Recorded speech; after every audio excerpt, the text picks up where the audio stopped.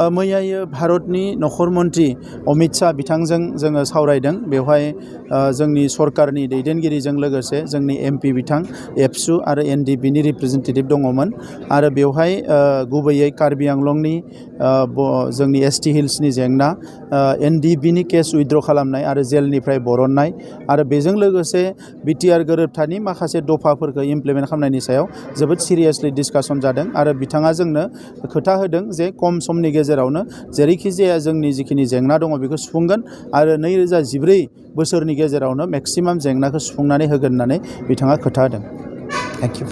मैयायो भारतनि नख'र मन्त्रि अमित शाह बिथांजों जोङो सावरायदों। बेवहाय जोंनि सरकारनि दैदेनगिरिजों लोगोसे जोंनि एमपि बिथां एबसु आरो एनडिपिनि रिप्रेजेन्टेटिभ दङमोन आरो बेवहाय गुबैयै कार्बि आंलंनि जोंनि एसटि हिल्सनि जेंना, एनडिपिनि केस उइथड्र खालामनाय आरो जेलनिफ्राय बरननाय आरो बेजों लोगोसे बिटिआर गोरोबथानि माखासे दफाफोरखौ इमप्लिमेन्ट खालामनायनि सायाव जोबोद सिरियासलि डिसकासन जादों आरो बिथाङा जोंनो खोथा होदों जे खम समनि गेजेरावनो जेरैखि जाया जोंनि जिखिनि जेंना दङ बेखौ सुफुंगोन आरो 2014 बोसोरनि गेजेरावनो मेक्सिमाम जेंनाखौ सुफुंनानै होगोन होननानै बिथाङा खोथा होदों।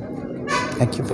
मैयायो भारतनि नख'र मन्त्रि अमित शाह बिथांजों जोङो सावरायदों। बेवहाय जोंनि सरकारनि दैदेनगिरिजों लोगोसे जोंनि एमपि बिथां एबसु आरो एनडिपिनि रिप्रेजेन्टेटिभ दङमोन आरो बेवहाय गुबैयै कार्बि आंलंनि जोंनि एसटि हिल्सनि जेंना, एनडिपिनि केस उइथड्र खालामनाय आरो जेलनिफ्राय बरननाय आरो बेजों लोगोसे बिटिआर गोरोबथानि माखासे दफाफोरखौ इमप्लिमेन्ट खालामनायनि सायाव जोबोद सिरियासलि डिसकासन जादों आरो बिथाङा जोंनो खोथा होदों जे खम समनि गेजेरावनो जेरैखि जाया जोंनि जिखिनि जेंना दङ बेखौ सुफुंगोन आरो 2014 बोसोरनि गेजेरावनो मेक्सिमाम जेंनाखौ सुफुंनानै होगोन होननानै बिथाङा खोथा होदों। Thank you. बेराम आजार जानाय सुबुंफोरनि थाखाय इसवार पलिक्लिनिक एन्ड रिसार्च सेन्टारा गोबां खाबुफोर लाबोदों। बे इसवार पलिक्लिनिक एन्ड रिसार्च सेन्टाराव गोबां बेराम जानाय सोखानो हाग्रा मोजां रोंगौथि गोनां डक्टरफोर दं। क'क्राझार सहरनि खार गामि निउ फ्लाइअभारनि साखाथियाव थानाय इसवार पलिक्लिनिक एन्ड रिसार्च सेन्टारा गोबां फेसिलिटिज एबा खाबुफोर फोसावदों। इसवार पलिक्लिनिक एन्ड रिसार्च सेन्टारनि फेसिलिटिफोरानो जाबाय obstetrics and gynaecology, general surgery, orthopaedic surgery, laboratory, ultrasonography, casualty, paediatrics, pathology, pharmacy, laparoscopy surgery, NICU, x-ray आरो इसवार पलिक्लिनिक एन्ड रिसार्च सेन्टारा 24 घन्टा जेब्लाबो खुलायै थागोन। लांलाय लाबोलायनि एम्बुलेन्सआबो मोजाङै सार्भिस थागोन। निखावरि सुबुंफोरनो इसवार पलिक्लिनिक एन्ड रिसार्च सेन्टारा रेहाय होनाय जागोन आरो बेराम आजारफोरखौ बे इसवार पलिक्लिनिक एन्ड रिसार्च सेन्टाराव मोजाङैनो देहाखौ फाहामथाय लाफैनो हागोन। खम बेसेनाव जायखिजाया समावनो अपारेशन खालामनो हानाय जागोन। आबुङै खौरां लाहरनो थाखाय 9395024949 जानबुं नाम्बाराव खौरां लाहरनो हागोन आरो इमेल iswarpoli30june@gmail.com आव जगाजग खालामनो हागोन। नमस्कार, মই ঈশ্বৰ পলিক্লিনিক ৰিচাৰ্চ চেণ্টাৰৰ সুপাৰিনটেণ্ডেণ্ট ডক্টৰ CK ডিমাৰীয়ে কৈছোঁ।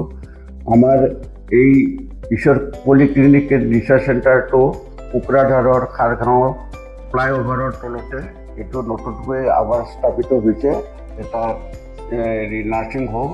ইয়াতে আমাৰ এই নাৰ্ছিং হোমত বিভিন্ন বিভাগৰ চিকিৎসা কৰা হয়, যেনেকৈ অৰ্থ'পেডিক্সৰ আৰু গাইনক'লজি আৰু তাৰপিছতে জেনেৰেল চাৰ্জাৰী আৰু আমাৰ ইয়াতে জেনেৰেল চাৰ্জাৰী হোৱাৰ লগতে লেপাৰস্কোপিক অপাৰেশ্যনো হয়। আমাৰ ইয়াতে সুবিধা আছে, যেনেকৈ আমাৰ লেবৰেটৰী আছে, এক্স-ৰে, ছ'ন'গ্ৰাফি, এইবিলাক সম্পূৰ্ণ আমি ৰাইজক ছাৰ্ভিচ দিবৰ কাৰণে যুগুতাইছোঁ।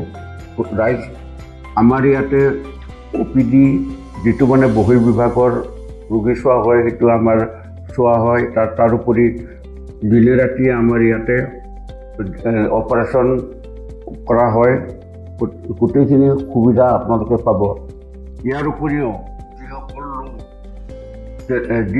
যিসকল লোক আৰ্থিকভাৱে তেওঁলোকৰ দুৰ্বল, তেওঁলোকক আমি ৰেহাই ৰেটত আমি চিকিৎসা কৰিবৰ কাৰণে যত্ন কৰিম।